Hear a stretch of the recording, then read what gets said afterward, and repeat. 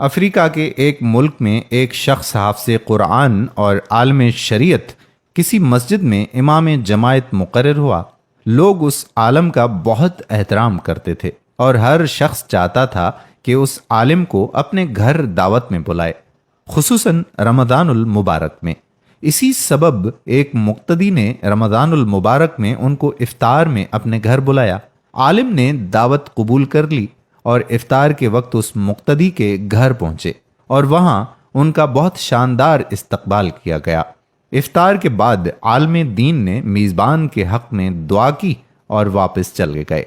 مقتدی کی زوجہ نے عالم کے جانے کے بعد مہمان خانہ کی صفائی ستھرائی کی تو اسے یاد آیا کہ اس نے کچھ رقم مہمان خانہ میں رکھی تھی، لیکن بہت تلاش کے باوجود وہ رقم اس عورت کو نہیں ملی، اور اس نے اپنے شوہر سے پوچھا کہ کیا تم نے وہ رقم لی ہے؟ شوہر نے جواب دیا کہ نہیں، اور پھر اس نے یہ بات شوہر کو بتا دی کہ مہمان کے علاوہ کوئی دوسرا فرد ہمارے گھر آیا ہی نہیں، اور ہمارا بچہ دوسرے کمرے میں تھا، اور جھولے میں رہنے والا اتنا چھوٹا بچہ چوری نہیں کر سکتا۔ بالآخر دونوں اس نتیجے پر پہنچے کہ رقم مہمان نے چوری کی ہے، اور یہ سوچتے ہوئے میزبان کے غم و غصے کی انتہا نہ رہی کہ ایسا کیسے ہو سکتا ہے کہ ہم نے اتنی عزت اور احترام کے ساتھ اپنے گھر بلایا اور انہوں نے یہ غلط کام کیا۔ اس شخص کو قوم کے لیے نمونہ عمل ہونا چاہیے تھا، نہ کہ چور ڈکیت۔ غم و غصے کے باوجود اس شخص نے حیا کے مارے اس بات کو چھپا لیا، لیکن در عین حال عالم دین سے دور دور رہنے لگا تاکہ سلام دعا نہ کرنی پڑے۔ اسی طرح سال گزر گیا اور پھر رمضان المبارک آ گیا، اور لوگ پھر اسی خاص محبت اور جوش و خروش کے ساتھ عالم دین کو اپنے گھر میں افطار کے لیے بلانے لگے۔ اس شخص نے اپنی زوجہ سے کہا کہ ہمیں کیا کرنا چاہیے، مولانا صاحب کو گھر بلائیں یا نہیں؟ زوجہ نے کہا بلانا چاہیے، کیونکہ ممکن ہے مجبوری کے عالم میں انہوں نے وہ رقم اٹھائی ہو، ہم انہیں معاف کر دیتے ہیں تاکہ اللہ بھی ہمارے گناہ معاف کر دے۔ اور پھر اس شخص نے مولانا صاحب کو اسی عزت و احترام کے ساتھ اپنے گھر افطار پر بلایا۔ جب افطار وغیرہ سے فارغ ہو گئے تو میزبان نے مہمان سے کہا کہ جناب، آپ متوجہ ہوں گے کہ سال بھر سے آپ کے ساتھ میرا رویہ بدل گیا ہے۔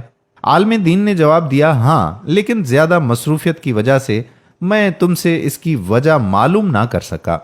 میزبان نے کہا کہ قبلہ، میرا ایک سوال ہے اور مجھے امید ہے کہ آپ اس کا جواب واضح دیں گے۔ پچھلے سال رمضان المبارک میں میری زوجہ نے مہمان خانے میں کچھ رقم رکھی تھی اور پھر وہ رقم اٹھانا بھول گئی، اور آپ کے جانے کے بعد ڈھونڈنے کے باوجود وہ رقم ہمیں نہیں ملی۔ کیا رقم آپ نے لی تھی؟ عالم دین نے کہا کہ ہاں، میں نے لی تھی۔ میزبان حیران اور پریشان ہو گیا، اور عالم نے اپنی بات جاری رکھتے ہوئے کہا کہ جب میں مہمان خانے سے جانے لگا تو میں نے دیکھا کہ کاؤنٹر پر پیسے رکھے ہوئے ہیں۔ چونکہ تیز ہوا چل رہی تھی اور نوٹ ہوا سے ادھر ادھر اڑ رہے تھے، لہٰذا میں نے وہ نوٹ جمع کیے اور میں وہ رقم فرش کے نیچے یا کہیں اور نہیں رکھ سکا کہ ایسا نہ ہو کہ تم وہ رقم نہ ڈھونڈ سکو اور پریشان ہو جاؤ۔ اس کے بعد عالم نے زور سے اپنا سر ہلایا اور اونچی آواز میں رونا شروع کر دیا، اور پھر میزبان کو مخاطب کر کے کہا کہ میں اس لیے نہیں رو رہا کہ تم نے مجھے چوری کا الزام لگایا، اگرچہ یہ بہت دردناک ہے، لیکن میں اس لیے گریہ کر رہا ہوں کہ 365 دن گزر گئے اور تم میں سے کسی نے قرآن کا ایک صفحہ بھی نہیں پڑھا، اور اگر تم قرآن کو ایک بار کھول کر دیکھ لیتے تو تمہیں رقم قرآن پاک کے غلاف میں رکھی ہوئی مل جاتی۔ یہ سن کر میزبان بہت تیزی سے اٹھ کر قرآن مجید اٹھا کر لایا اور جلدی سے کھولا، اور اس کی مکمل رقم قرآن پاک میں رکھی نظر آ رہی تھی۔ دوستو، یہ حال ہے بعض مسلمانوں کا کہ سال بھر میں بھی قرآن نہیں کھول کر دیکھتے اور اپنے آپ کو سچا اور حقیقی مسلمان سمجھتے ہیں۔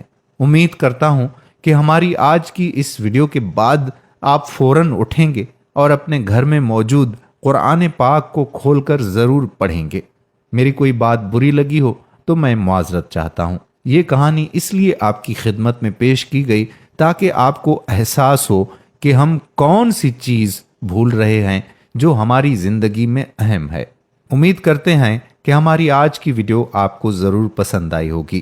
ویڈیو کو زیادہ سے زیادہ شیئر کیجیے گا، کیا پتہ کہ کس کے دل میں یہ بات اتر جائے اور وہ قرآن مجید اٹھا کر پڑھے گا تو اس کا ثواب آپ کو بھی ملے گا اور مجھے بھی ملے گا۔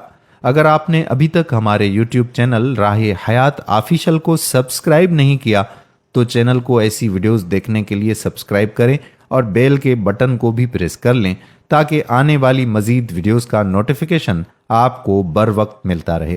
آپ کا میزبان قادر بخش کلہوڑو آپ سے اجازت چاہتا ہے۔ اللہ حافظ۔